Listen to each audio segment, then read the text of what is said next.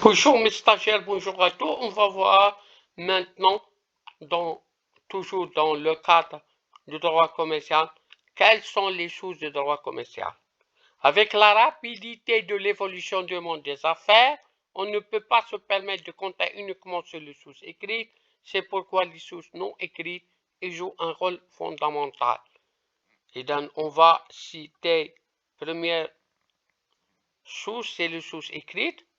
Dans cette catégorie, il existe des sources nationales et d'autres internationales. Les sources nationales, la loi demeure la source essentielle.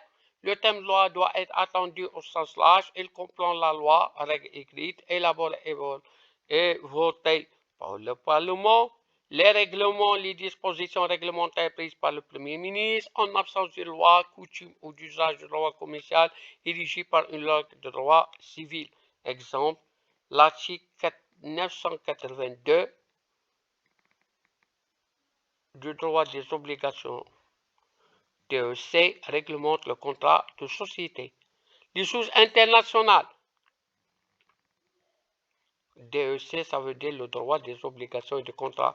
Les sources internationales. Suite à les ressources secondaires que connaît le commerce international, les États ont posé des règles uniformes par des conventions internationales pour qu'en présence d'un litige relatif à un contrat international, sa solution sera réglée sans difficulté. Il y a deux procédés pour rendre une règle internationale obligatoire.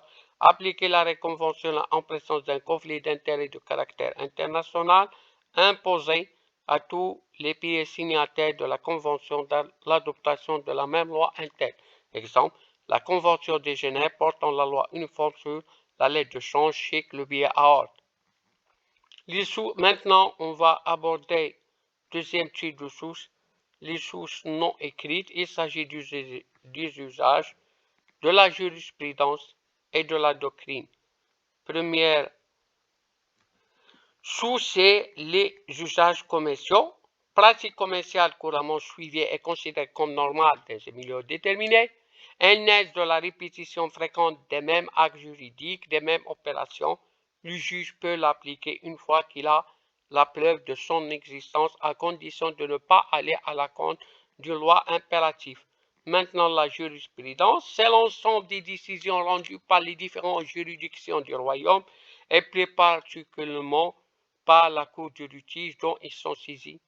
Les tribunaux interprètent les lois et règlements et les adaptent aux mutations de la vie économique et si nécessaire, ils les complètent. La doctrine, c'est l'ensemble des opinions émises par les praticiens du droit, profession, magistrats, avocats, experts, notaires, par leur critique et leur analyse des textes dans les revues spécialisées. Ils influencent les législateurs. Merci de votre attention et jusqu'à la prochaine séance. N'hésitez pas à vous abonner pour recevoir d'autres vidéos. N'hésitez pas à poser la question.